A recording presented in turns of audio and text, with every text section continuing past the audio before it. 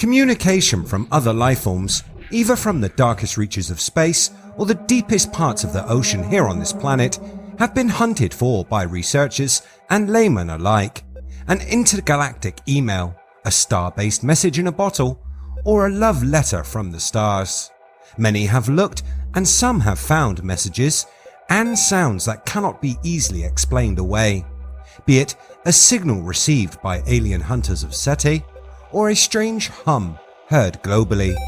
There have been unexplainable sounds that some say could be messages from extraterrestrials from other worlds, or even ETs based on this planet.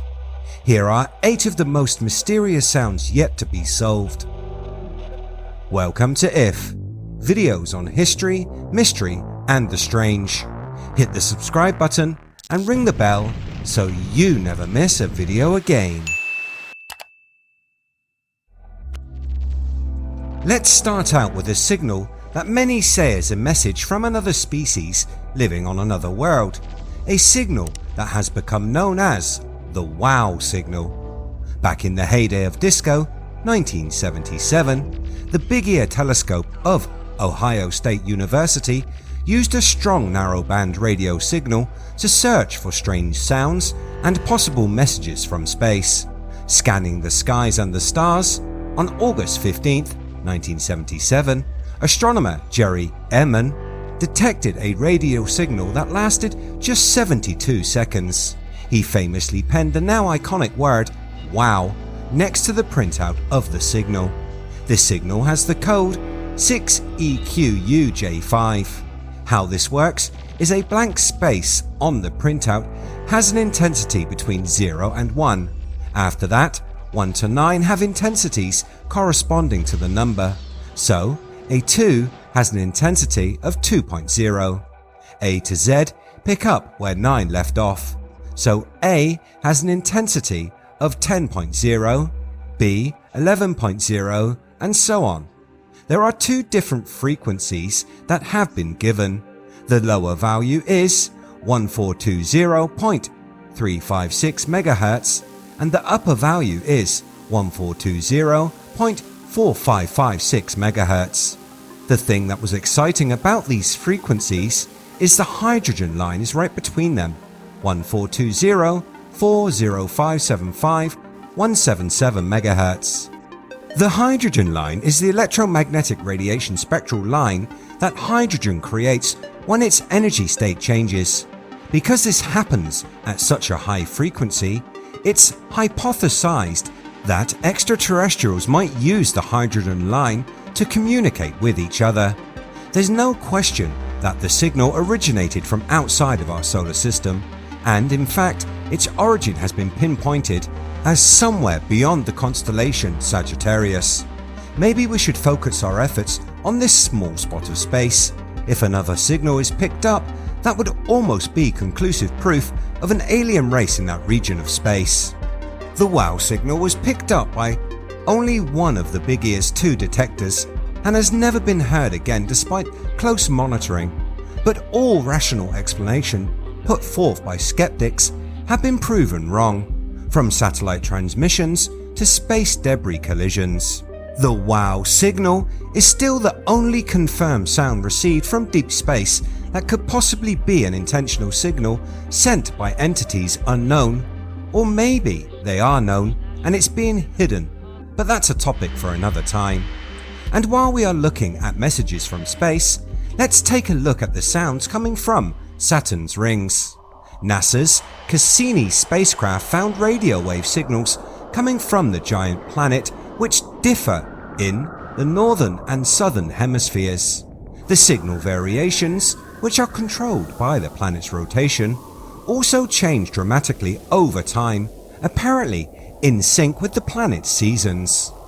Don Gurnett of the University of Iowa said, "The data shows just how weird Saturn is." Don leads Cassini's radio and plasma wave instrument team. Speaking publicly, he said, "We thought we understood these radio wave patterns as gas giants since Jupiter was so straightforward. Without Cassini's long stay, scientists wouldn't have understood the radio emissions from Saturn are so different. The NASA recordings have been compressed and compiled into this single spooky track, and it's all too easy to imagine all kinds of things within them, from alien speech to spacecraft taking off.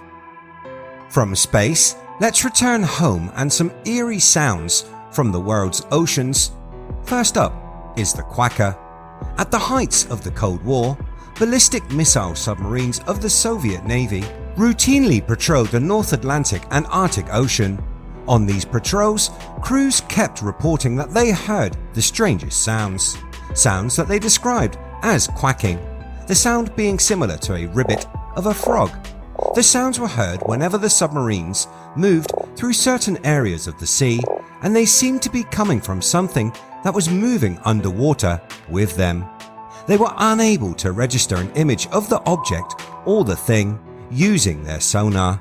The Russians believed what they were hearing was a secret American technology and interpreted the sounds as somewhat frightening and threatening, an unknown technology which they had no way to track. Today, many think the sounds may have come from some kind of marine life, maybe a giant squid.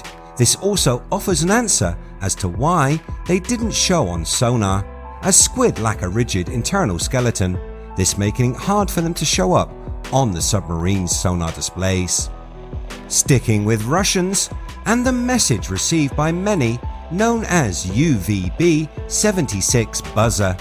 In the middle of an isolated Russian swampland, not far from St. Petersburg, you can find a rectangular iron gate. Beyond its rusted bars is a collection of aging radio towers, abandoned buildings and power lines, all bordered by a dry stone wall. This sinister-looking location is a mystery which stretches back to the heights of the Cold War. It is thought that this place is the headquarters of a radio station named MDZHB, a station that no one has ever claimed to run 24 hours a day, 7 days a week. For the last 3.5 decades, it's been broadcasting a dull, monotonous tone. Every few seconds it's joined by a second sound, something like a ghostly ship sounding its foghorn. Once or twice a week, a man or woman will read out some words in Russian, such as dinghy or farming specialist. Think about the mind control scene of The Winter Soldier and you will have an idea of what is heard.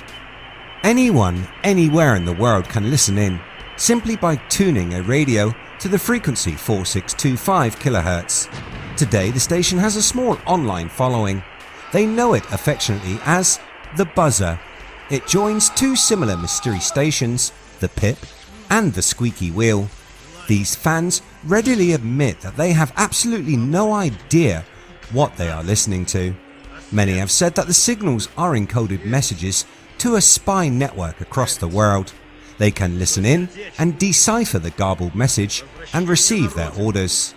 So, should we be worried that the signal went almost uninterrupted since 1982 has suddenly gone offline? No one knows what the significance of this is or whether we should be concerned. The last three sounds, some say, are being made by the Earth itself. We have the hum. Across the planet in locations like Hawaii, New Mexico and England, people have been turning to one another and asking, "What's that humming sound?" Described as an irritating, persistent low-frequency noise, a sound comparable to the racket of a distant diesel engine at idle, which is accompanied by the feeling of vibrations in the bodies of those that hear it. According to people who have heard it, microphones just can't seem to accurately capture this noise. Strangely, it's said to be at its loudest indoors at night and on weekends. Causes for the hum vary. On Big Island of Hawaii, the sound is attributed to volcanic activity, but there is no way that this could be the reason for the same noise heard in England or New Mexico. These hums persist to this day, and it seems to be gaining in strength. More and more people are joining the search for the sound's origin, but no definitive answer has yet been given. Bizarre booms have also been heard globally.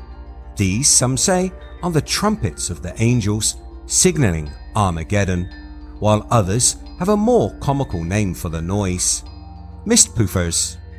It's a weird name given to the series of bizarre booms that have been heard by many residents of waterfront communities, and has been reported from Bangladesh to the Netherlands, and has frequently been heard on calm summer days in the Bay of Fundy, Canada, and has also been reported in Italy, Ireland, India, Japan, and the Philippines. Ireland, and in several US states, the sound is said to be extremely loud, like a cannon or thunder. These booming sounds are not a modern occurrence. The Iroquois explains similar noises to early white settlers as the sounds of great spirits continuing to shape the earth.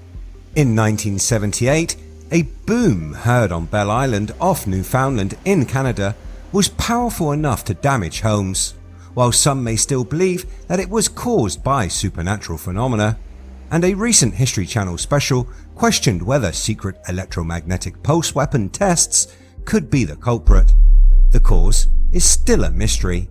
One theory given for the booms is that they could be sounds created by meteorite impacts, but other natural causes have also been proposed, everything from natural gas escaping vents in the Earth's surface to underwater caves collapsing.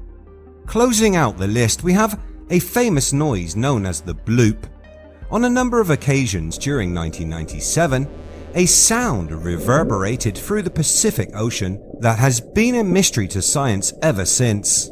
Named the bloop, the noise of a sound of an underwater bubble popping rises rapidly in frequency over a 1-minute period, it being loud enough to be detected by multiple sensors located up to distances of 5,000 kilometers apart. These listening devices were first put in place in an area known as the Deep Sound Channel during the Cold War to detect and track Soviet submarines, and are now used by the National Oceanic and Atmospheric Administration to monitor natural phenomena. The National Oceanic and Atmospheric Administration says there's no way the sound is from anything man-made, and while it does sort of resemble a sound made by a living creature, most compare it to a whale, there's no whale in the world that's large enough to produce a sound of such volume. Experts have even said that no creature has ever existed on this planet capable of creating the bloop. The final mystery noise is the slow down sound. Recorded on May 19th, 1997, the same year as the bloop, this unexplained sound lasted for several minutes, a sound which slowly descends in frequency towards the end and silence. Known as the slow down sound, it was loud enough to be heard on 3 sensors at a range of nearly 2,000 kilometers. Nothing like it has been heard ever since, and its origin remains unexplained, landing it on the NOAA's short list of strange unidentified noises picked up by their undersea microphones. Could it be the same thing that created the bloop? If it were a living thing, was that its final cry before falling silent forever? What do you think are the causes for these sounds? Was the wow signal a message from an alien race? Are giant sea creatures the reason behind mysterious aquatic audio phenomena? Let me know what you think in the comments below. As always, if you like what I do here on the channel, hit that red button, like and share. You can catch the latest by searching We Are If. Thanks so much for watching. I'll see you next time.